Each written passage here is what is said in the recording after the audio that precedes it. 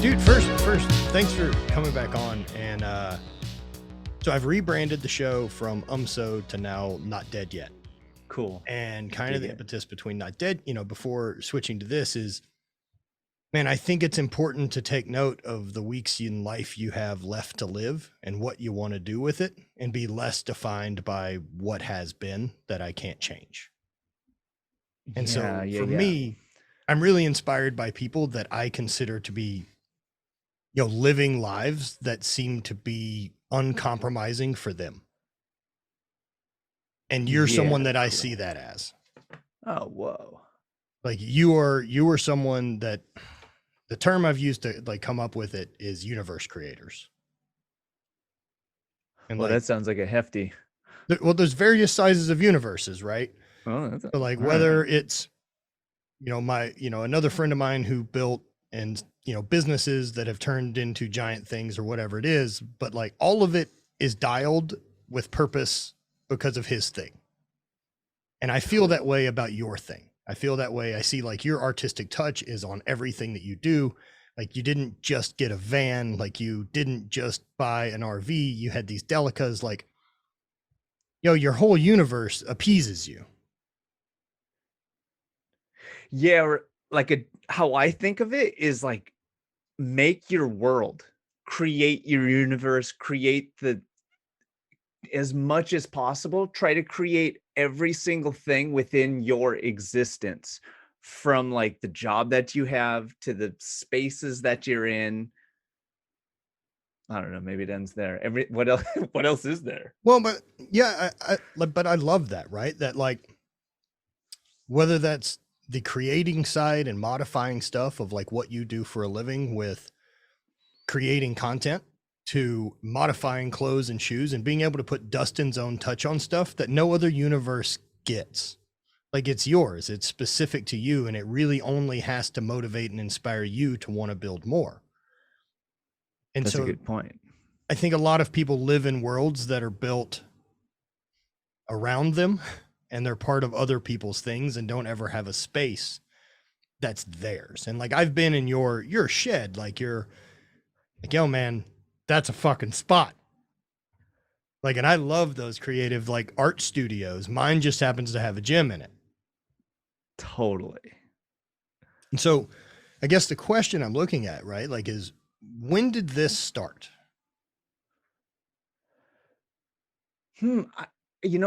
It's so cliche to say, but I feel like I've always just kind of made things. Like I specifically remember being a little kid, being obsessed with professional wrestling and like building costumes and making the living room like a little arena and making my own little music for the intro.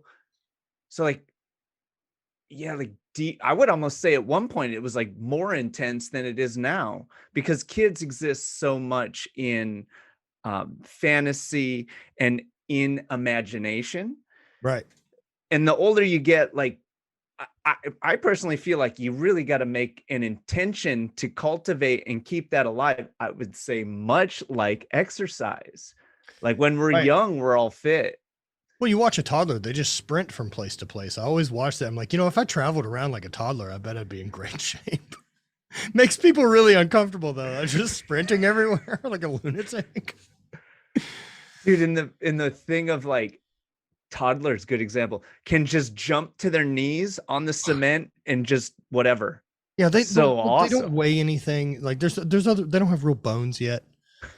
Like sharks, they're just made of cartilage at this point, I'm pretty sure. But dude, like that's a real thing. And like, man, I'm 39, I'll be 40 next year. Like I have a fake knee. Like I'm an official fucking old man. Do you know what I mean? Like by all metrics, like 40, gray hair, fake knee, like still out doing it. Like there's been stretches in my life where I'm like, I don't know that I can fall and not be critically fucked up. That I think grows with age, because I think that becomes more true with age. Okay, you're more the scientist on this than I am. Do bones inherently get more brittle the older you get? I guess you like just age alone. take care of it. Yeah, there you go. to some rate, but like the rate at which you would lose bone density would have a lot to do with the other lifestyle decisions that you've chose to make. You know, Totally. I mean, you Diet, cyclist, you'll be exercise. full osteoporosis, bird bones over there, no weight bearing exercise. Yeah. Right. Like there's nothing to build it up. Yeah, So that's one of the issues like I saw with cyclists with like Tour de France level guys. Like they just don't have the same bone density whoa. because they're not running, they're not doing any of that. So like when you see bike crashes, like that's why you see like femurs fucking break. Dude. That's not supposed to do that. Right. I do run 1 day a week. I do a trail run. So it is Awesome. in the thing. And I feel like so ignorant about running. The bone density, I was like, okay, this is good for bone density. And then cartilage, like, is it bad for you? Because then you see some old people and they're still running, and you meet people that are younger than you, and they're like, well, I can't run anymore. I'm like, I don't fucking get it. My chances are is they probably weren't ever runners. So what does that mean? Is it more of a... I do think that there's some bit of greasing the groove that just comes with the repetition of doing a thing that you get better at it, right? Like last year I decided to do this Bryce Canyon run. And for all intents and purposes, I'm a 240-pound dude that has a fake knee, and I've never been a runner. Like I've never in my life been like, I ran 5 miles today and signed up to do a 30K or whatever it is with 4,000 feet of elevation and a trail run. And so crap, I didn't think I would do it well, but the point was I wanted to be able to get better at running. And how much better can I get at running who's someone who shouldn't be able to? And fuck, I got way better at it. Like I got to the point where I ran a 7-minute mile, and I went and did, 5 nonstop miles. I've ran my best 5K of all time, and then have done a 30-mile hike. Like I unlocked some shit that like I shouldn't have been able to do, but because I did it consistently and trained and listened to my body, and I know how to recover and do all that, I can make progress on it. Like I'm never going to be a good runner by definition of good, but I can like the goal running. wasn't, well, it was good in a different, how did you say that? You The goal wasn't to do it well, right? Yeah. Like I didn't have any expectation going into the event. I wanted to train so that when I did the event, I could enjoy it. But was the goal to complete it? Yeah. And complete it on empty. Sure. Right. Like you understand that. And what a fun strategy that is with endurance stuff anyway, of like, I don't want to coast in last in the group and then sprint across the finish line like a dummy with a bunch of them. Be like, that was easy. Like, why'd you take so long? So, but I also don't want to blast out of the gate and ruin it and not finish. That's the easy one. Yeah. The other one, that's like hard as hell. Go slow and then sprint at the end. Who's got that? Well, people that do that with their life, man, just full reserves until the right moment to kick in, and they just never fucking do. I feel like I don't think people are, I don't know what other people, but holding those reserves back. Yeah. If you're doing a long thing, big project, long event, there's nothing left. Like it takes a lot just to get there. Yeah, don't finish the line with 10 uneaten meals. Like, no, use the fuel. Otherwise, they're just shit you're carrying. Yeah. So there's the buddy that I ride with. His name's Doug. He's like 53 or something, strongest dude in the group. And he, like, at the end of every ride, he goes the hardest at the very end. And I think he's just trying to use up whatever else is in the tank, because he doesn't want to like have it in the end. Yeah. So there's this funny line though of like how much is in there, because at the end of the ride, my default is, a couple miles left. This is hardest ride I've ever done. Yeah. Whether it's 10 miles or 100 miles. So it's so psychological to flip this around and be like, okay, how hard am I willing to squeeze this towel to get all the last bits out? And so then there's that. And then the other thing I think of with that is there's this point of like no return or damage, where if you squeeze or push too hard, it can be too much. Oh, you're done. Yeah, and damage can. Yeah, there's a point of no return where you've crossed the line. So like, Yeah, where's that navigating line? that is really interesting. Like I navigated it for a long time with weightlifting, and you figure out like I think I could add this much more this week without getting hurt, create adaptation, etc. Which is the same thing you're doing on the bike, but with volume and intensity of riding distances or sprints or intervals or wattage or whatever the metric you care about is. But man, switching to doing more endurance stuff, like last year when I came out, or 2 years ago when I rode with you guys, I bit off so fucking much more than I could chew on that ride. Yeah, And like I that luckily was a got big back one. to the truck. Dude, I was so done. It's like there was a point that I remember stopping and like my legs are cramping, like after I left you guys, and I'm out of water and like there's a stream. So I'm like, fuck it, filling up all my stuff. I'm not gonna drink it unless it comes No real filter. real emergency. But I guess some water and shitting myself later is better than not water.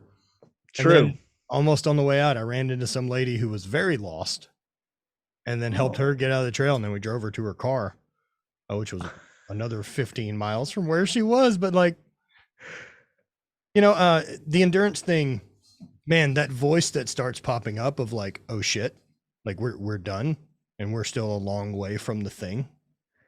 Because all of my sports have been so fast. So like Highland Games, like each attempt is only like 2 seconds. Yeah. So having like an attempt that's 6 hours long of doing a thing, there's so much time for reflection. I've never had that in sport. Fascinating. Of like a lot of system checks. Everywhere for me, it's always been like, and boom, what's still good? And so man, I'm loving what's coming from doing this endurance training. How do you do with that? Like how do you deal with when that voice starts showing up of like, we're done today? It happens at different points and then in different ways. And kind of the simplest answer to that is to try and just ride as much as you can. And that voice, like, it comes in later and later, sort of. Sure. But ultimately, and you know this more than most, is you just fucking grind through it, really. Gotta do the miles. Aside from, there's this thing that happens when people are new to like endurance or cycling. They'll just like, there's no reference points. So they'll just like run into a wall and be like, I don't know. You can't really dig yourself out of that. So as long as you don't know, or as long as you know not to bonk, which the simple formula for that is drink before you're thirsty, eat before you're hungry, little bits all the time. And then it's just about how conditioned the body is. And you just go and go and go. And you hit this point and you're like so over it, so fatigued, still have fucking 4 more hours to go. You just kind of just keep chipping away at it. It's miserable. And then you get home and the dopamine hits and you're like, that wasn't that bad. It wasn't that bad. Dopamine, oxytocin, what a fucking incredible drugs they are, right? I had a friend of mine tell me that, I guess through one of their concierge doctors, fancy friends, that he had managed to get an inhaler, or not inhaler, but a nasal spray that's ketamine and oxytocin. And I'm like, I bet that's fucking great. Ketamine's fascinating. Never done it. Very interested. I have not yet either. I'm very interested. Oh, I think it's worth it for the market research. For sure. Yeah. Or just the space travel. I don't care. Both are fine by me. It doesn't need to be educational. It's allowed to just be fun. That reminds me of a DMT. The first time, actually, and the only time I attempted to do that, a friend of mine came over. It was like a glass bong. Oh, yeah. They were like, this is intense. And I was like, okay. They lit it and I started to inhale it. And it was so toxic smelling. I was like, I don't think this is like, I'm not really into synthetic things. Ideal. Dude, I was like, bro, where's the disclaimer that like, this is going to taste like battery acid? It'd be a lot like plastic, burning plastic. Yeah. Yeah. I was like, I don't know. You know, man, the DMT thing, I've given it a go a number of times. I've got, done it with the powder, and then I've got it on a vape cart. You might have had that. Cool. And so that Interesting. perhaps I'm not doing something, I don't want to say even correctly because that's such a weird thing. But whatever is in there, I haven't found anything of value. It's It's fucking fascinating. And it is a step into another realm. And I like that there's some type of reset that's happening. I feel different afterwards. That's not negatively bad, but different. Or not, maybe not even necessarily good, but there's some type of like a CNS reset with it, or at least that's my idea of it. Who knows? What's CNS? Central nervous system. Oh, totally. Because like I know for me, like man, when it launches off, it's so different than any of the other classical things because it's fast. I mean, it is hold that inhale right and like in it, and then like when you let that thing go, like it is boom and out. And like during that, like I get this like this wind up noise. Oh geez, that sounds it's like a psychedelic roller coaster. It's very very intense, very short duration. Whereas not my style. Mushrooms, I like. Yeah. Mushrooms have been good friends. I like LSD. LSD is super consistent. I like it too. Yes, LSD is super consistent, and I find to be probably my favorite social drug. Oh, fascinating. Yeah, that's if I'm going to a party, that's what I prefer. Oh, cool. So like smaller doses then? About a tab. Okay. Yeah, you're like. Yeah, I'm a big fella. Yeah. I also really like that chaos. Like I like managing that internal chaos that I know that there's no real fucking problems in the room, that I'm at a party, but like cool. Whatever's happening in there, it's just like none of that's real, man. That's awesome. Yeah, way to cut through everybody's ego and their materialism and all that. And you're just like, whatever, man. Yeah, it's fine. I'm over here just freaking out a little bit. No one knows it. So what about same scenario, but cannabis for you? Cannabis is great. Cannabis to me is basically like just an all the time thing at this point. Yeah, I can't. So many people just like level into it. It's not for everyone, but depending on like what workload I have or any of that. And I've also decided to get to where I'm smoking a lot, almost as a bit of an experiment too. As a bit of an asshole in my own mind of like, I was told for a really long time how much this would fucking fuck everything up and ruin my life. Totally. I'm interested to figure out at this point if there is an amount that makes that true, because I haven't seemed to found it yet. Because what I'm currently smoking is something that middle school me would have died, or high school me. And it's not physically dangerous. Do I think high school me needed to smoke this much weed? I do not.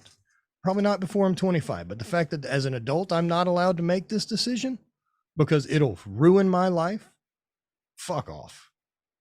Totally. And so there's part of me that really enjoys that. And so my, for me to get too stoned at this point, like I really have to work at it.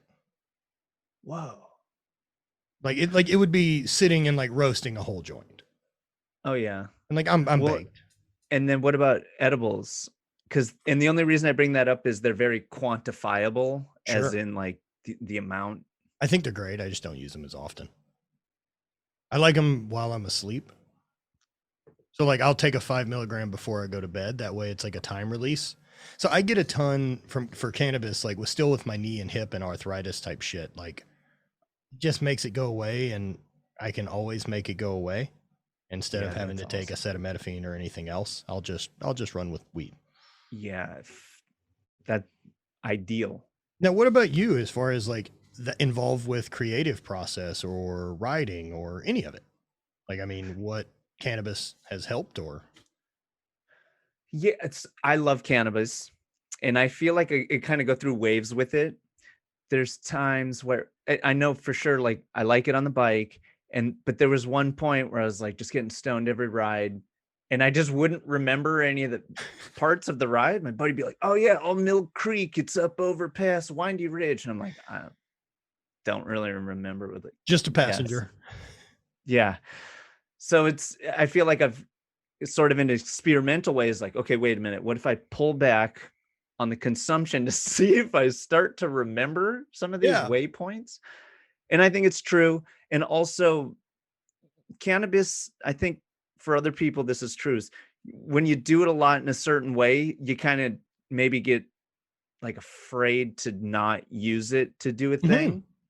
So it's nice to like break that cycle. Oh, You're look, I like, think it's okay, completely non-addictive chemically.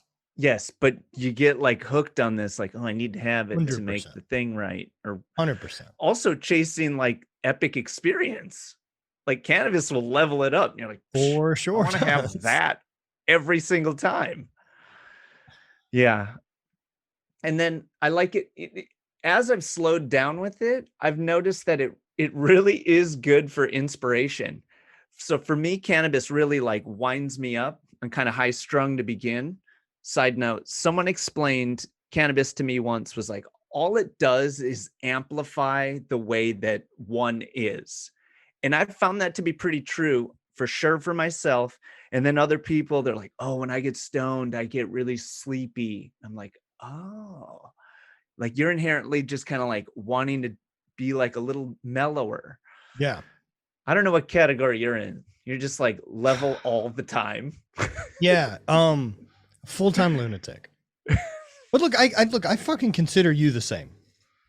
Like Yeah, but you're I'm someone, very like blah. sure.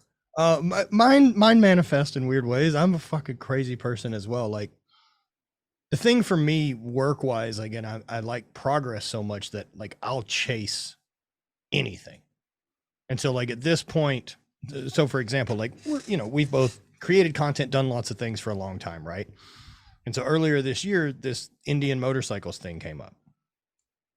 So like being able to say yes to opportunity. Like I don't own a motorcycle. I've ridden one in the past and owned them. I'm comfortable riding. Oh, okay. Huge. But I needed, so this all stemmed from like last year. I got invited on a trip with some friends through Indian. And then I hit Nice. it off with the guy from Indian, Sean. And together we ended up pitching a travel show to Indian for their YouTube channel. Sick. And we got it and like, got a 6-figure budget for it. And like had to film 3 of these. Dude, it's the hardest thing I've ever done. Like Whoa. it's the hardest thing I've ever done from like every aspect of it, right? So we're shooting it, we are telling the story, like there's no one producing any part of it at all other than us. So we're planning the route, we are finding guests to come, which by the way was way harder than I ever thought it would be. It's a big ask. Yeah. And They're like sketchy. no, I get it. And the bikes we're on are great, but to like film 6 days of 1,000 miles of moving production that none of your equipment is ever in the same room for 2 days. Oh yeah. Jesus. Right. And tell a story. And we got Yeah. rain and wind and other stuff. Like it was Shit. like finishing those was very much this big, like, oh man, we bit off way more than we can chew and we still delivered. Like we had no business doing this with the few people that we thought were enough people to do this job. There's like 3 of us. That's it. There's like 3 people on production. Okay, so that whole experience, how do you distill the takeaway from that experience? So when I finished it, I could feel like the last trip was really, really hard. The one that we did in the Pacific Northwest, we caught like 5.5 days of rain and 40. It doesn't make really Holy great shit. motorcycle riding weather and or storytelling. So we got Miserable. creative. And I learned during that trip that I shivered for 4 hours one day while driving. And I remember like that voice that pops up that like, we're fucking done. It's a liar. There's a lot left. You show up way too early, my friend. And so like that happened. And then being able to look back at it afterwards as we did the job. And I'm really happy that we accomplished what we set out and intended to do. I mean, it didn't hit the expectations of the story we wanted to tell with going to Coeur d'Alene and being on a boat and sharing this ride to riding boats and doing wake surfing or whatever the tale was going to be. But the point was that the show was to set out on a journey and share an experience with people that never blends into something else they've ever done. Wait, say that again? I want to share an experience with people that'll never blend into them to another memory. To like a standalone like experience. this, everything that happened here. It's not who was there, wasn't Right. that like, nah, Right. you got it. Right. Dude, that 6-day motorcycle trip feels like a month. Totally. You were very aware and present and on all day. Whoa. And I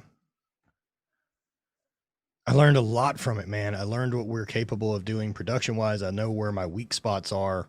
I know that I can manage stress from production side, but not show it to the people that I'm on camera with and let that get overwhelmed.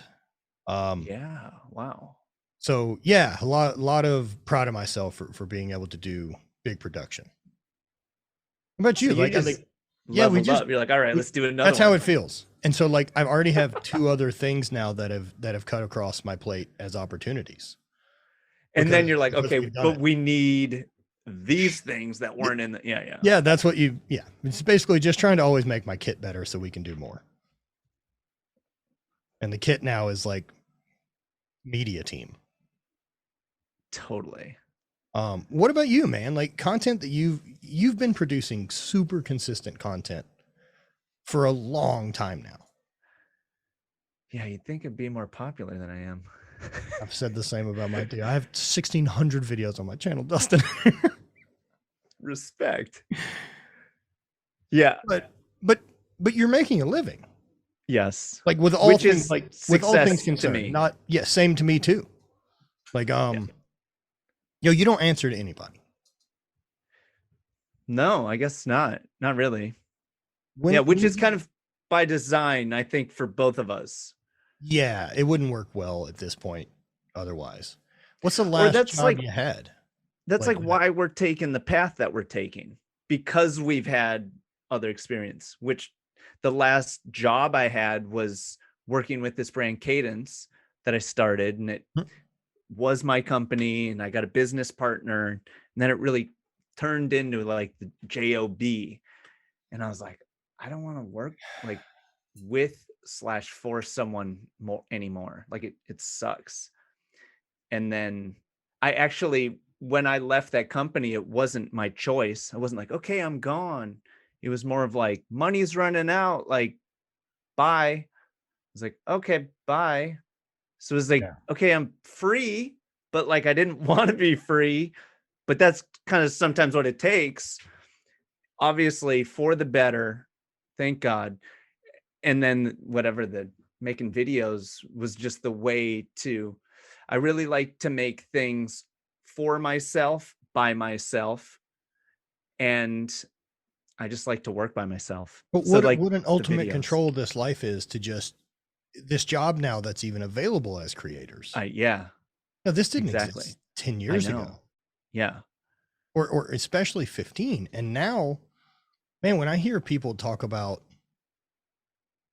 when I first got started in it and hearing a young person say that they were a younger person, whatever the fuck that means, that they were interested in this style of life, like I'm like, it's really weird, blah, blah, blah. You should still probably think about X, Y, and Z, college or smarter decisions or whatever the standard smarter decisions are. And now, this ain't never going away. Yeah. Well, I don't know. I don't know what the fuck future It'll holds. change. I would agree, but it'll change. There you go. Yeah, it'll continue to change. Look, Instagram has changed a ton in the last 3 or 4 years, and all of it's going to continue to change. But the fact that like this thing that we do, whether that's running multiple brands under your house, like I have skills, I freelance all these ideas, right? You want content created, I can freelance. You need someone to host a thing, I can fucking do that. Need someone to talk about stuff, I got it. Like that kind of freelance thing and being able to tell your story as a creator didn't exist years ago. Right. And now having the opportunity that of course you leaned into after leaving Cadence with like, I'll just do everything without having to talk to another person. Which is exactly how I started Cadence.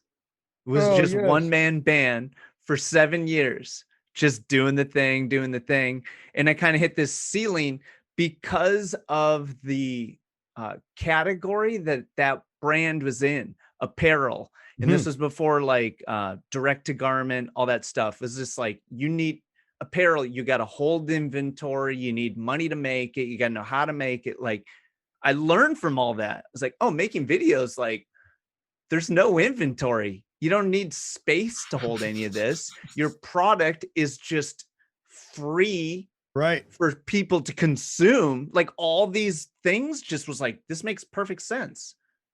And then it's all on us to make it as good as we can. Double-edged sword. Yes. You're like, fuck, this is not that easy to make it as good as you can. And or, wait a minute, I thought I just did this the best way that I could. Where's all the fucking millions and billions and like things? It's such a grind. It's a grind, yes. But you got to grind at something. Right. So's the life outside of there. Like I'm either going to grind on my thing or I can grind on someone else's. Fuck no, thank you. Dude, that is all the way how I feel about it. Like no fucking way am I going to build someone else's dreams. No, not for any amount of money. Like it's just, and it totally turns into this thing that any small business, any like self-employed person knows, like there's a drive for your project, especially if you have employees, that nobody else is going to have. And you cannot expect anybody else to have that same amount of passion as you do. It's impossible. No. And you know, with building your own business, times I've recognized it, especially when, you know, as multifaceted as shit has got, and, you know, having a team with me now that work for me, like Brant, my creative guy, my media dude, he's so good and so hungry and so talented and loves it. And I've definitely had moments where like, I've fucked up and allowed him to think he likes it more than me. Like my business. Do you know what I mean? Like feel like he cares more about it than I did at the time. Like feels like I'm unfocused. And what a mistake that is. Like as an owner, you can't ever let someone in the house think that they fucking care about the dream more than you do. They'll bail. Well, or maybe that's like a good manipulation tactic. Well, like it's incredible. It's incredible, right? But if I don't correct course, I'm taking it for granted. And at some point he'll just build his fucking dream. Right. Like he's like, oh, you don't care as much as I do. What am I even doing? Right. Gotcha. And so for me, the fact that he cares that much pushes me to care. Wow. Right. To give more of a shit, to make sure that I'm lining things up for him to put the best work into. That's cool. That's really fascinating. It's totally like this. Positive feedback loop. Yeah. Hopefully. Usually drives into being not a ton of sleeping and doing other things, but such is life, man. Such is fucking life. How do you, I hate managing people. Like not for me, to the point where I'll build this whole other thing that does not need any other people involved. And only scale it as long as it doesn't involve needing a second person. I think so. Yes. Yeah, I understand. Until that's ultimate crux happens. And I'm for freedom to be able to leave too. Like that's what I want as well. Well, I mean, I have like a very specific schedule. I don't just pick up and leave. Like I'm very like, yeah. But that's what you want to do with your time. Yeah. You don't have to negotiate that or fucking sell someone on the idea that that's how you want to spend it. You doing that is the same as my freedom of being able to go and travel. Yes. Right. Like I want you to do your thing at the same intensity that I'm interested in doing mine. Totally. And I don't want to answer to anyone about it. So exactly, or explain it. Nope. You don't get a vote. Exactly. So, but do you feel like having people that work with you is a way for you to actually gain more of your freedom? Because obviously when there's people, the machine is bigger. And it depends on the drive of the person. So I look at it like a force multiplier. So at some point, my ability to edit videos is going to limit the quality of videos that we can put out. So what if someone potentially you might get better at it? I could, but the pace will slow. Yes. The volume would go down. So I have to kind of objectively say, where do I serve my business best? Totally. And know your weaknesses. With the things I'm trying to do with my business, me putting shirts in boxes isn't a great use of my time anymore. You don't think so? Probably I think not, you right? fold a mean shirt. Fold a mean shirt. I ain't never folded a shirt in my life. Just shove Just it. fucking mush them in there. Same way they look in all my drawers like a lunatic. Take it off. You're like, I guess they can have No, that man. one. So that's how I try to look at it. I'm trying to hire people to do the things I'm bad at.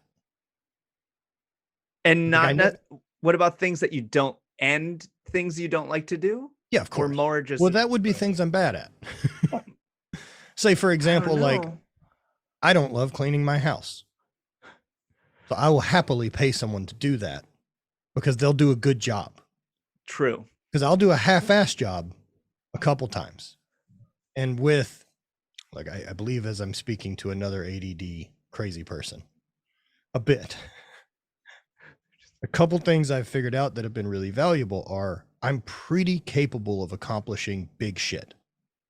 However, the other side of that coin is it has to be something I'm all in on. Totally. I can't give any fucks about stuff I don't care about. I can't pretend. I can't do it for you. I can't want to love it. Like it's so don't waste any energy on those things. Interesting. So I can use the hyper focus that comes with the attention deficit. And because I can hyper focus on shit I'm into. And so ideally the way I use that tool as like a power is I only do things I'm into. And the better I can build my world for that, the better. So there's like a funny balance then, this thing that creeps up of like, I like the cleaning your house. Clean your house, you got to do it. It's like a chore. Don't really want to do it. Kind of sucks, but it'll feel good afterwards. Analogous to workout session, or I got to climb this hill. Don't really want to do it. It's going to suck while I do it, but I'm going to feel good afterwards. Right. So like, where's that? So a lot of it comes on how much I believe I benefit from the task. And how would you quantify that? I don't know, refill of Stoke. How much does it move the needle in getting me closer to where I'd like to be? Cool. I get that. So it's a reflection period after the task. Yeah. Are the things I'm choosing to do today giving future me as many options as possible? I don't know what he wants to fucking do. Interesting. And so I know what buys him options are probably some cash, probably some passive income. So set up some of those things that if in 2 or 3 years, I feel like living in Costa Rica for a month at a time, I don't have to ask anyone. Right. But I don't right now. That's big picture. But maybe I do. I don't know what he wants to do. I mean, dude, look back at your life 10 years ago. 10. Okay. Like realistically, where are you 10 2012? years ago? 2012. 32, 2012, San Francisco. I think we were living by the beach in San Francisco. Renting. How would you explain to him what you're currently doing for a living? But that's a trip.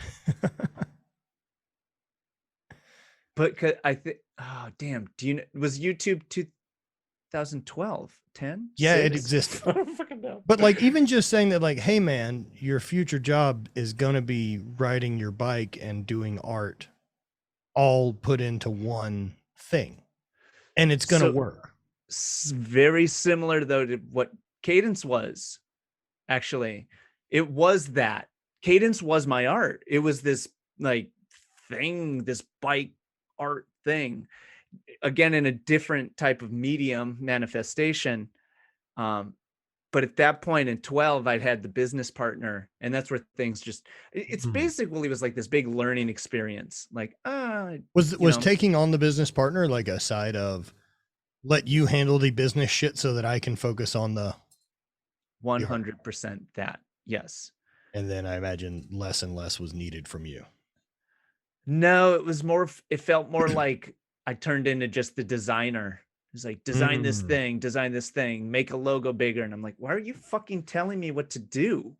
Yeah, that's like, not how he's this like, well, I works. run the business.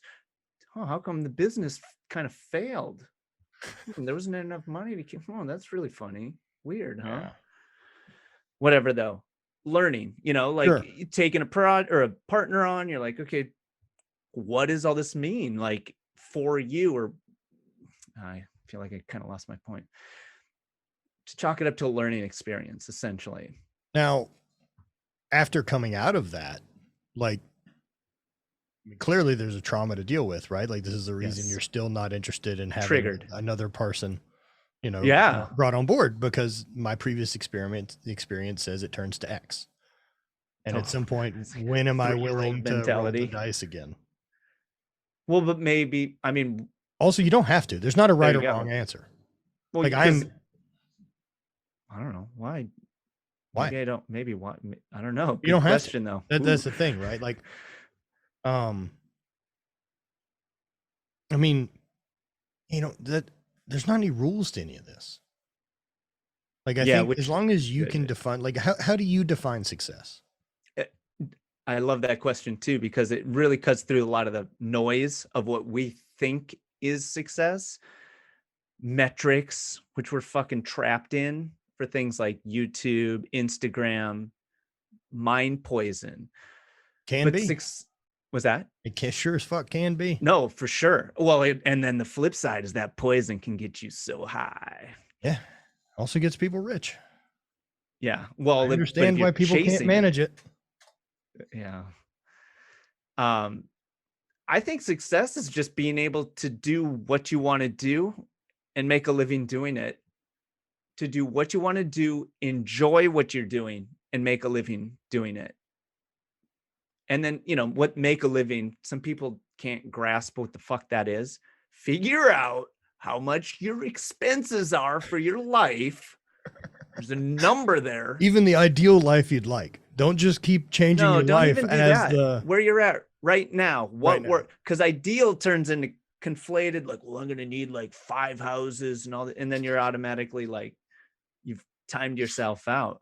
Just like basic, like where you are in your crappy apartment, you're living, you're fine. Like, what is that? And then like, go from there.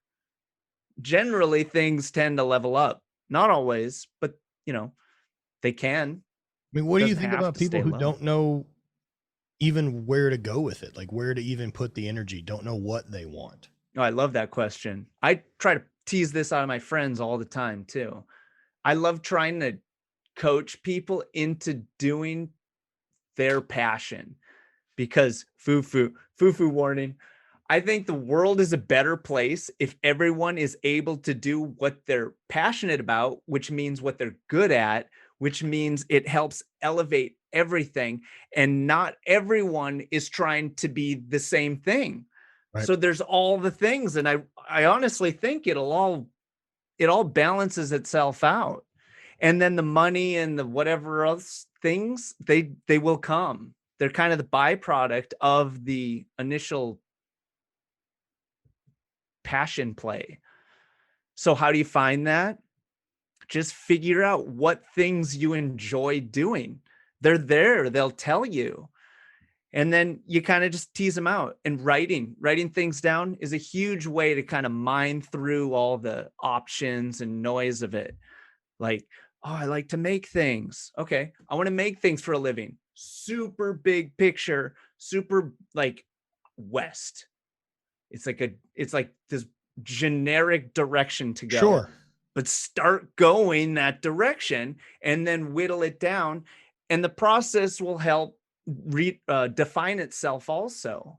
But the main point and goal is to work towards that North Star of draw, of pull, of what feels right, helping people, feeding people, making things, repairing things, corporate finance, accounting, whatever it Whatever it is. is.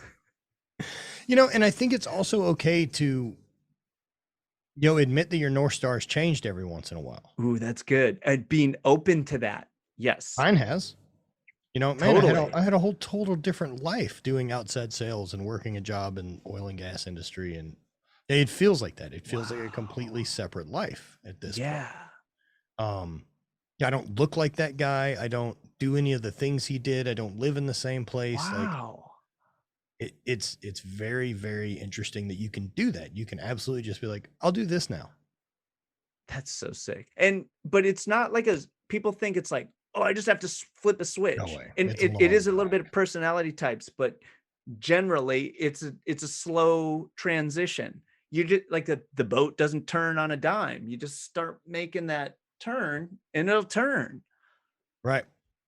Right. Do you talk about this with other people often? How you Oh yeah. made this like huge shift? Like, have you helped people do that? So I recently started a mentorship group.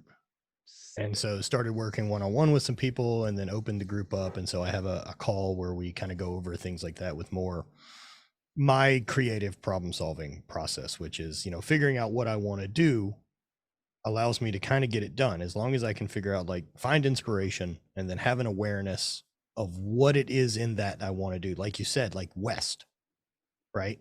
For me, at this point in my life, I want to create for a living. Totally. I don't give a fuck if that's experiences Exactly. or it's products or anything in between. I want to create. I want to add more. I am a plus to this fucking earth. And so whatever does that fills my bucket. It used to be very specific. I wanted to make t-shirts. Totally. And then a bunch of skills came from being able to produce and market t-shirts that it's widened. And so, like, being able to take the awareness of what it is from your inspiration and then what's your intention? Like, what's the thing, not an expectation of where you want this to go, but an intention. And my intention is to make progress. My intention is to get better at it. My intention is to understand while doing it that there's not a there. Like, that fucking idea of a finish line I'm going to reach isn't real. And so talk about that. And then, like, how do we put it into action? Like, what's step one we can do today? Like, people get so caught up, man, that want to start a business or do any of that shit, start a podcast or anything. You can have a podcast tonight.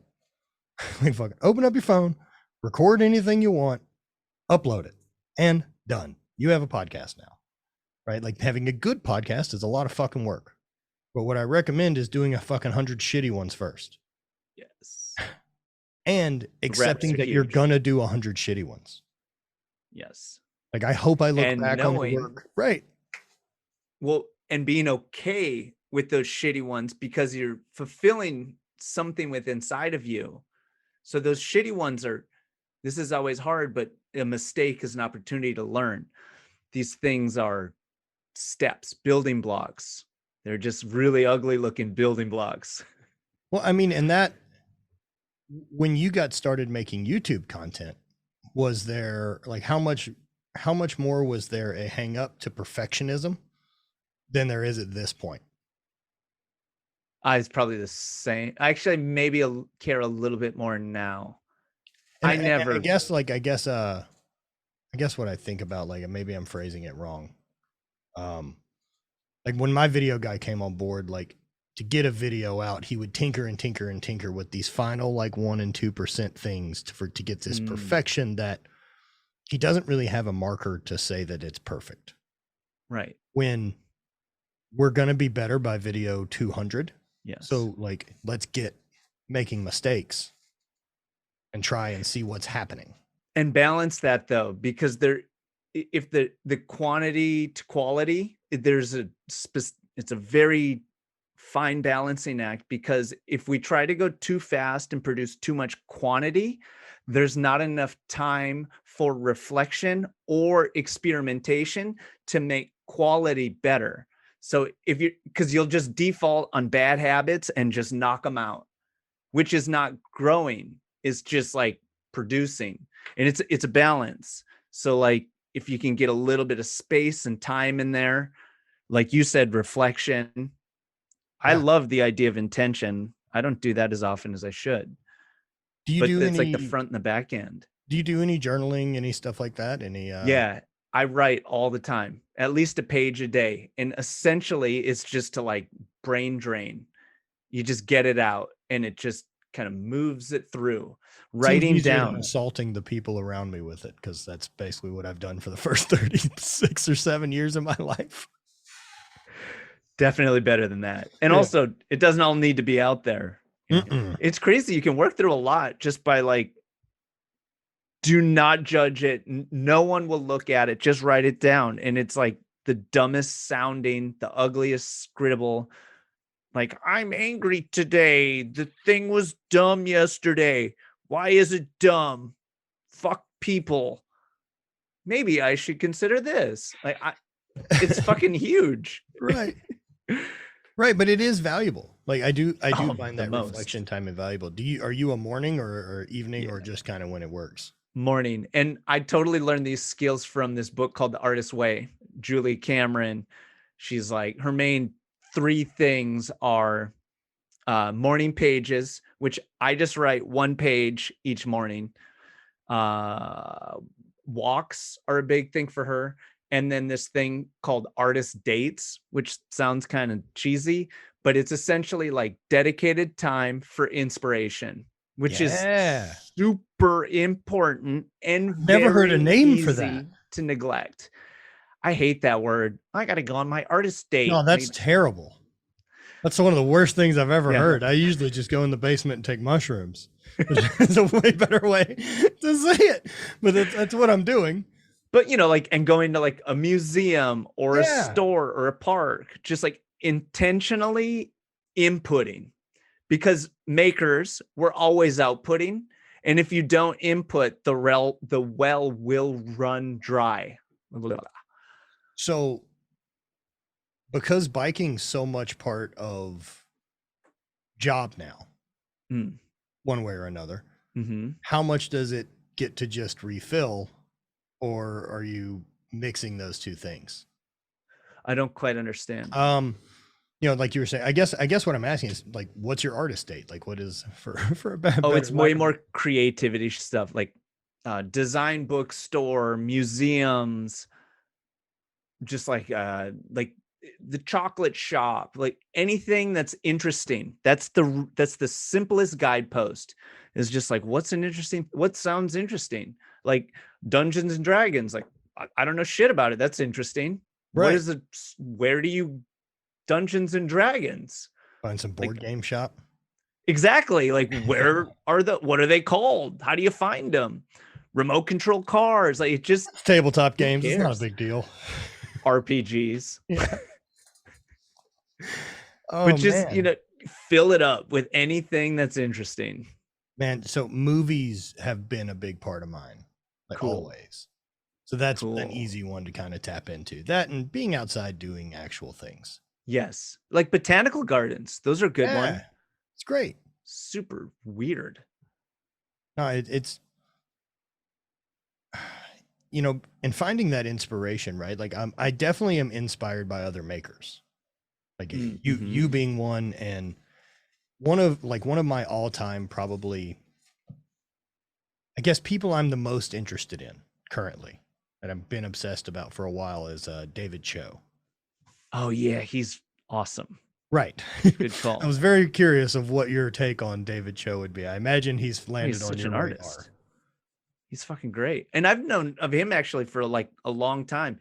And he's always been on that same, like, he's actually just gone like No, way he's lunatic. crazy, and like the fucking like Facebook fame and money. Like, it's so perfect because that guy's such a unique, he's such an artist. I loved it because it was what if we gave one of those lunatics the ability that they didn't have to worry about resources anymore, and like, holy shit, we have it. Like Dave Cho will run that one into the ground for us. So awesome. Everything, like, have you seen the show he has on Hulu? Oh my God, no. He Okay, has his so own he has show. an interview show. Oh, cool. So it's an interview show called The Cho Show. I don't know how familiar you are with Dave, other than like, so you podcast for a while. I deep dove into the David Cho for a long time. And so the Cho Show essentially runs like a podcast. And so like one of the episodes, he has Kat Von D and her fiance from I can't think of the gothy EDM band. Prayers. I think it's Prayers. Either way. But he interviews them and goes into some stuff, and meanwhile he's painting a portrait of them Oh, cool. while he's doing it. And so part of that show is one of his least favorite things is painting portraits and wants to be better at it. And so Oh, he's interviewing fascinating. him while doing this portrait, and his style of art is fucking bonkers anyway. Yes. Uh, It's so free. oh, It's man. just like, and it looks so right. It's and interesting. it's so talented in a lot of ways. Like there's Yeah. such control to that chaos. Like it's one thing. It's one thing to see his quick pen and ink watercolor stuff, but because he can do the other stuff, you know it's intentional. Because he Wait, can like do other high stuff, detail, like, well, like high detailed work. Like oh, he can I do don't even know realistic that. painting. He can do Oh, he shit. across mediums. He's really, really impressive. Totally. Yeah, and he's just one of those guys that, holy shit. I mean, I think he's got a lot to deal with, but it has created whatever specialness I hope David feels in himself. And he's also very like okay with being vulnerable or transparent, which is so, like just respect. And He's just like, I fuck think that's grown. I mean, I don't that. Oh, think that sure. came pre-installed for sure. Right. For many of us, for that Right. matter. You know, man, so you're from where, Fargo, right? Yeah, Fargo, North Dakota. So what got you out to Portland? Well, I wanted to be involved with skateboarding. I was like obsessed with skating growing up. And then this was pre-internet. It was just barely internet. But it was a lot of like living through magazines and videos. So it was this like mythical like over there. And just culture really ultimately is like have grown. It's like, oh, I just wanted to be around like subcultures, and cities were kind of the places for that. So Sure. I just the West Coast. I mean, you have Burnside over there, and I mean, Yeah, which is fucking gnarly to which is skate. gnarly. I was like, Burnside this looks is so scary. I went and checked it out while it's we were down too there. much. It's like a double black diamond skate park made by alcoholics. Maybe alcoholics. Perfect. Now, Yeah. when did you leave Fargo? Like what age? I left the day after high school graduation. I Who was wasn't on like, board with this idea in your life? what's that? Like who in your life, like family, parents, who was on board with this idea? I think the only person that really would have, I mean, after graduation, you're kind of like, that's adult doorway right there. Well, But it was for me as well, but that's not for everyone. Like no. a lot of people still allow a lot of control. Oh yeah. Yeah. My mom is just fucking cool. Like this is a weird thing that she did that is such an example of who she was and what it's done for me is ever since I was a little kid, I could pick the clothes I wanted to wear. And I would wear the weirdest shit. But she was just like so okay with that. And that's so fucking cool. The older I get and see people with their kids, like, oh, that kid's a reflection of me. Like, get over yourself. That kid's a reflection of that kid. So let them look weird and just develop into an interesting person. So, she was like, I'm gonna move away the day after graduation. She was like sad, of course, but was like, okay, But I'll there drive wasn't you any out. like you're making a mistake moving away and chasing a No, skateboard dream. never. She was so fucking cool on stuff like that. Like, she was never like, what are you going to do with your life? I don't think she ever asked me. I think I might have just been like, I'm going to move to Portland. She's like, oh okay. All right. There you Yeah. go. I guess at some point, right? Like if you are the kid who's like you're already weird, right? Like I don't think anyone's confused in your friend group from home that you were the weird kid. Totally. So was I.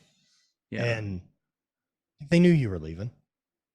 You know what I mean? Like you weren't riding the clock out in Fargo. No. Without exploring for damn sure. Yet I've missed an only child, so always been so like, I don't really give a shit if they like what they thought. It was just like, oh, I'm leaving. Like, it wasn't like, I'm thinking of leaving. What are you going to do? Like, I'm just like, oh, this is what I have to do next.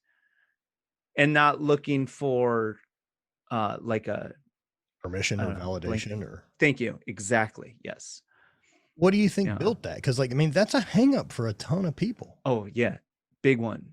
Yeah. I mean, as much as you can, don't give a fuck about what anybody else thinks, because it does absolutely nothing for you. And if you do, notice that you're the one putting that pressure on yourself, because you don't really, ultimately, we just don't have to care what anybody else thinks.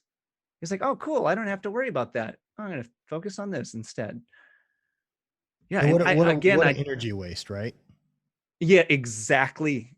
Yes. I think about that in terms of like, especially, I don't know what the definition of enlightenment is. I know what I'm trying to accomplish.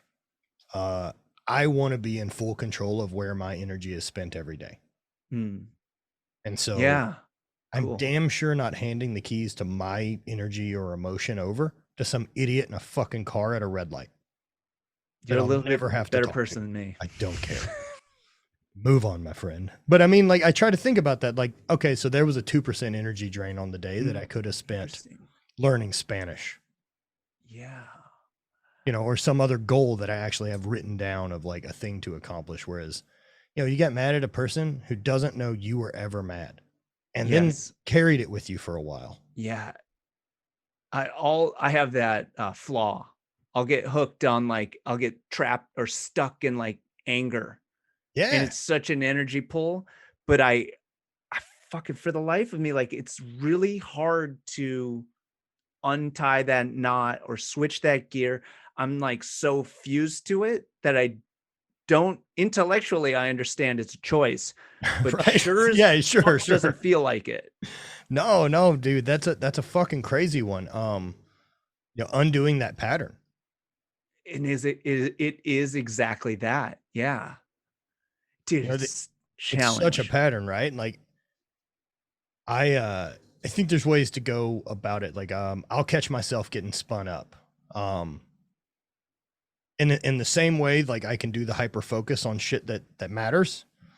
It's a double-edged sword of the hyper focus bit too, because it'll hyper focus into that frustration and fucking burn the world down around me Right. when nothing's happening. Like, Right. what a fucking waste of energy. And like nothing, like what do we slow down? 5 seconds? Who gives a shit? Right. I'm gonna waste that zipping my pants poorly later. Right. Like, you know, Or just like this one. yeah, right. What am I no, even no looking kidding. at? Yeah, I didn't have 5 seconds to burn. But either way, like getting out of that anger spiral.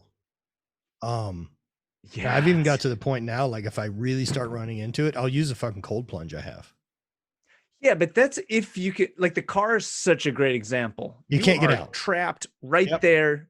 Fucking deal with it or tantrum, Yeah. aka deal with it. Like, face it or replace it. I don't know. Or look, if you want to have it, and like, so me and my chick will conversate this way, and like sometimes, so like if she's frustrated about a thing or I'm frustrated about a thing, like quick rules to identify are, do you want help with this or do we want to bitch about it? Because if we want to bitch, let's go. I'll jump on board. Let's fucking let it have it. But So if we when want to you say solve bitch, problems, like, complain. Yeah, Okay, to bitch just about like it, right? vent. Like, yeah, like fuck this thing. He was an asshole. Like this motherfucker. Like he, you know, why would you talk to me that way? I don't deserve. Like just doing all of that, like just appease the ego for a while. Yeah. Yeah. Right. And like, if you want me on board, tell me that's the game we're playing, because I haven't been working up in your head with you. But if you also would like me to help solve problems, I can do that. But just let me know when we switch such gears. a dude thing. 100%. We like to, and for sure gets in our way. Yeah. Because also there's the, like, just sometimes it's like, don't just listen, but then don't try to solve the thing. You're like, you just like cross the wires. Yeah. Like, dude's like, So like, I'll fully just bring it up front. Like, are we just freaking out about a thing? Okay. I'll freak out with you because I know that'll end and then we can solve the problem. Totally. You know, Or in the same move way. on. Yeah. In the same way, because Bonnie's not a lunatic, at least at my level. Like there's times where I'll come in with ideas about stuff and she'll immediately get overwhelmed and be like, but. And it's like, hey, I need to dream for a minute. Yeah, yes. Let's not That's solve any big. of this. I just got to get this out of Yes. me, and let's just be Yes. stoked for a while, and then whatever shows up again tomorrow is maybe a little bit more serious. That's like a big one, actually. Allow yourself to dream and don't nitpick the like, well, you know, it's expensive. You got to get to this. Right. There's Don't a problem time for solve. that. Right. Right. Like there's always reasons to not do stuff. Yes. But man, Yeah. catching that spark of when it's good. Ride it. Yeah. Yes. Man, just with I guess you're one of the people that I really admire, man, because I consider you an artist making a living. Oh, I really appreciate that. Wow. And like that's one of the things I really dig. I like watching you add stuff, like even like when you customize products and even your own stuff, I always feel like it's an addition. It's never just like a branding. Like I feel like you've improved its look because of what you're doing with it. That's cool. That's like honestly how I feel too. It's like, oh, this could use addition. Or for sometimes with apparel, it gets into like a utilitarian element. Like, oh, I'll take this off and switch this, but to make better. Right. To make things better. And even there is a fear to overcome because people are afraid they'll screw stuff up. Mm-hmm. Yes. How do you manage that? Yeah, like what a little bit of a cop-out answer there is I've been doing it since the little kid with the professional wrestling thing. Right. I know it's a weighted question because as an artist, you can't screw stuff up. It's just fucking pivot and figure it out. Yeah, but the to like more honestly answer, like the fear is always there. The more of those things that you do, the easier it gets.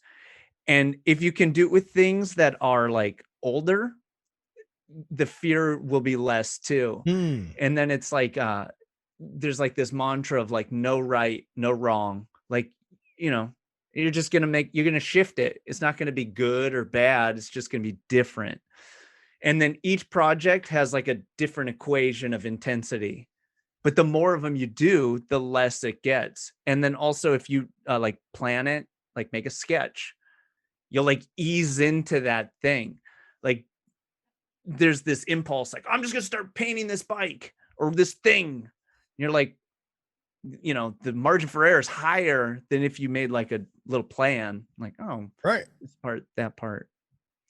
Depending on how you want to approach though, because it's, you know, I think it's really important. The experience of making a thing, like how it actually feels to make it, is something to consider. So it's just case by case, like depending on what the goal of the thing is. How much pre-production or like story work do you do before recording a video? If it's a ride video, none. Because a Rolling. ride is a perfect story with beginning, middle, and end. But for other things, like for any like product talk stuff, I write these big fucking scripts because one of my giant peeves are these fucking reviews where people are just going on and on. I'm like, bro, you cut that out and say that in 4 seconds. Like, we just want the info. We don't want the like filler. Sure. So I'll write to just get as like concise as I can. But a lot of it is just like the experience of doing it. Yeah. Scripting is important. It really can help if you prioritize it. So like, you know, with people still having that fear to launch into doing their thing and really pushing themselves into kind of discomfort, right? Like yes. to get better at things. How many of the things that you currently do did you go to school for and get like a formal education on?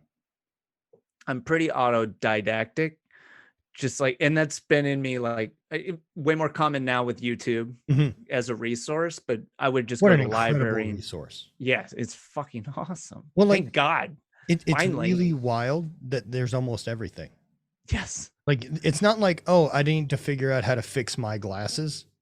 There may be a video on your specific glasses. Yes. It's fucking incredible the depth there is on that thing. Yeah, and then then it's just how they make the videos. You're like, Right. okay. You have to watch like 10 to trim through the bullshit to be like, oh, you melt it, fold it, then nail it. Right. You Man, know? but it's always I love seeing the way different people tell stories, especially like in the creator market, because I think there's so many less gatekeepers to seeing how people do things. Like even the fact that like a lot of say the maker channels followed what Diresta basically Yes. did with his channel, and it's like, oh, it's ASMR. Yeah, you're kind of it. I never thought of that. It's totally ASMR. There's no talking. It's all slightly sped up. Yep. Yeah. And you watch a full story come to completion. You see a thing start as an So idea cool. and be finished and made. Like it's fucking perfect. Yeah. And I watch it, I'm like, I get why this appeals to everyone watching it. It's so satisfying. And Yeah. he's such a fucking pro. No, it's not like I'm saying he cheated. No, he not at all. invented it. He invented Yeah. that style of video and crushed it. And man, there's so many ways. Like there's no rules to how this works. No, there's not. It's cool. It's a medium. Like, what can you do with a paintbrush? What can you do with it? The thing that's crazy about like YouTube is audio visual. There's two components. Wait, I feel like there's a third one, but it's not just like a static, like a photo or a drawing. There's more. Oh, there's time too. Time, image, sound, graphics, a story that has to make sense, because you can have all those things and be very unfulfilled at the end. So it's like it's like a lot of different balls of clay. Okay. Yeah, like 20 years ago for either of us to do this for a living, like we'd have to be mega famous. Like we're on real TV. Right. Like that's it. it. And then it's like producers. Yeah, you have like 12 people in existence that got to be on TV at some point. Right. And all of them were crazy famous only because they were put on TV. And now all of us egomaniacs can be like, wait a minute, I can be the thing. I can be my own. Yeah. I will be the king of my village. Exactly. And why not though? Exactly. No, man, I'm I'm for whoever's pursuit of happiness it is, as long as it doesn't get in the way of someone else's pursuit. Yeah. And you gotta be like, it weeds out the weak. Like you gotta be like dedicated, stubborn enough to keep doing it. Like you need a little bit of business sense. That's one I notice with a lot of creators is like, I have an entrepreneurial element. So I kind of exactly like you kind of know how to like, you see opportunities in like capitalistic ways, in like, that's not like a negative thing. But I see a lot of other YouTubers, they kill the game with like content, sub count, views. And you'll be like, wait a minute, you still don't do this full time? Like, right. That's unbalanced. And maybe it's until they're making a living that they are expecting that equals that success thing. Like, it's like almost like they expect to open the door and it be there and not understand that, hey, this has to start building at some point, just like any other career. Yes. Like it's going to take 10 years. Like that's one of the best things I learned from sport was like anything you want to be good at takes 10 years, dum-dum. So like quit being in such a hurry. Interesting. Which is tricky because a lot of sports have this like age window. They do indeed.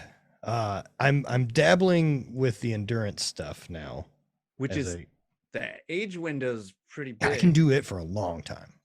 Yes. So I had Rebecca Rush on the podcast again. I'm going to have Zach Bitter on and talk to him since he's a ultra marathon guy. Sick. He's got like the indoor 100-mile record or something like right out like under 11 hours or something ridiculous like that. Whoa. And so I'm doing an event. I guess we're going to film and produce content around it as I'm going to do a 240-mile gravel ride. I heard this. Yeah, across Missouri. And it's we're going to try to do it in 24 hours. That's a lot of miles. So gnarly. I don't want to do that. Right, like, right. It's pretty I ride flat bikes all the time. Also, like I bet elevation chart, dude. I think we probably have under 1,000 feet. Oh, interesting. But flat. Then what about wind? We're pretty covered, and I think if we ride it west to east, it's essentially an old rails to trails. that they've made a dope. gravel bike lane, and so it's flat. S- It's a perfect attack for like a 24-hour time trial, essentially, Very or just cool. hitting this thing at full gas. And so, we played with how to do the story, and so it's myself and another buddy of mine who's a little larger than I am. Both of us have fake shitty knees and are dabbling with some endurance stuff, and so we want to train and get ready to do it in like one long day, this thing, and see what it leads to.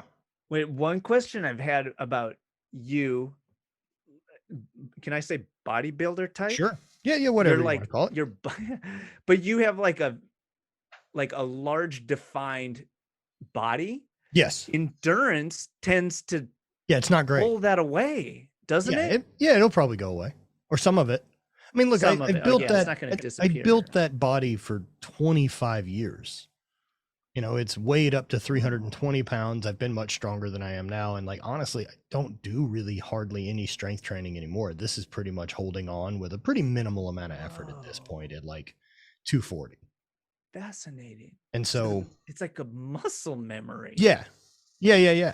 Totally. And there's some of it that's just not going to dwindle away as long as I'm active.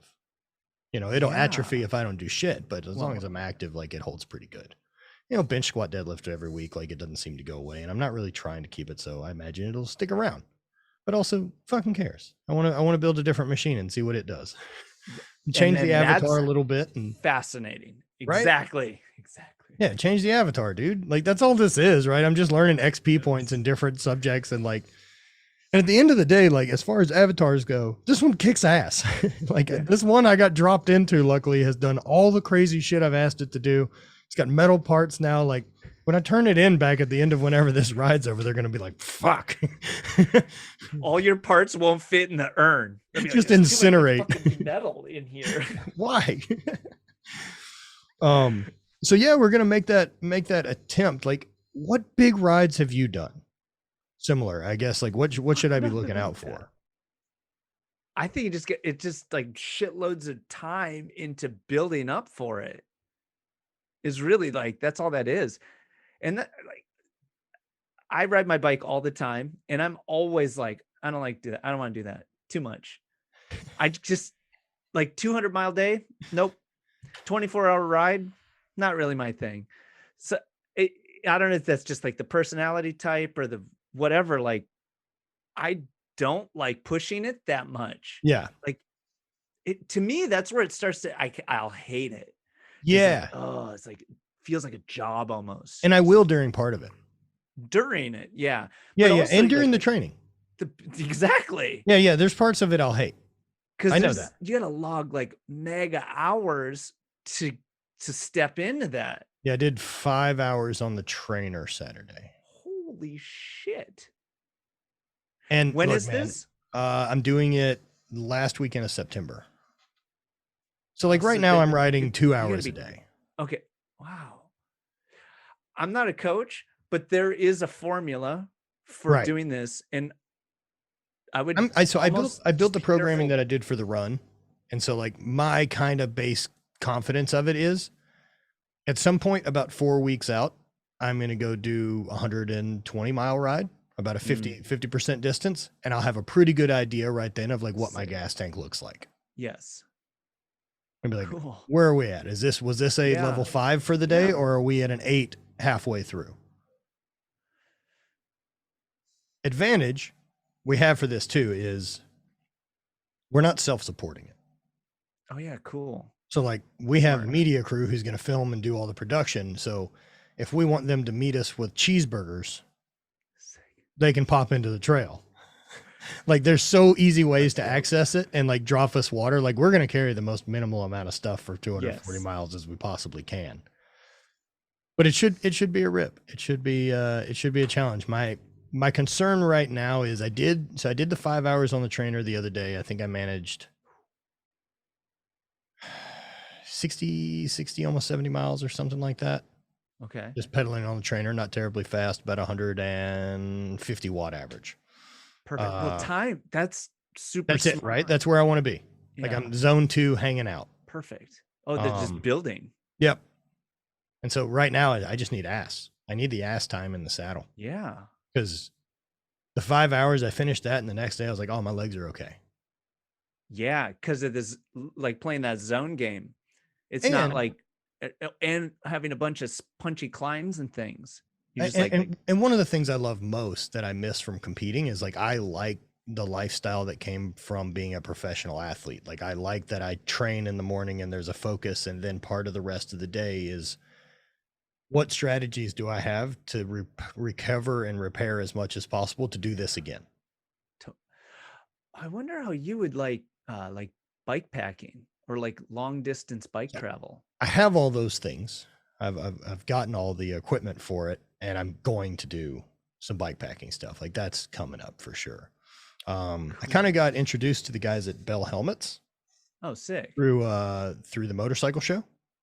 Oh, cool. And so we're in talks now with their mountain bike and stuff department about other content. And so I think they're going to get on board with sponsoring this Not Dead Yet video we're going to put out and sick. Tell the best story we can, man. Like, I just want to remind people, like, even something like this for me, right? Like, it's still just one day, right? Like, that's an experience I'm going to share with my friend that will never be questioned. It'll be a huge bonding upgrade to our lives.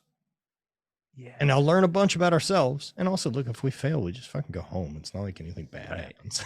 Like, there's literally zero risk, right? Like, there's zero danger to this thing. Like, I could cramp and fucking have to go home. Like, boo-hoo. Like, I didn't make it. And so it's just one day. Like, how many days I have that just disappear? Yeah. No way, man. Yeah. Just one day. Like, that one counts. Yep. And then the weeks leading up to it count. Like, it just makes time a bit more important. I like that. Hey, we should end on that because I got to go live in 5 minutes. Do your thing, dude, brother. I appreciate it. Dustin, thank you so much. Where can everyone find any of your amazingness? Just search Dustin Klein on Google. Klein. Appreciate you. Yeah, dude. I'll text you. Shit, maybe I'll send a helmet out to you and get it painted up for the ride. Oh, yeah. I would love that. That'd be awesome. Please do. Text me your address. I'll get on it. I will. All right. Cool. All right, player. Later, I'll talk to you soon. Thank you.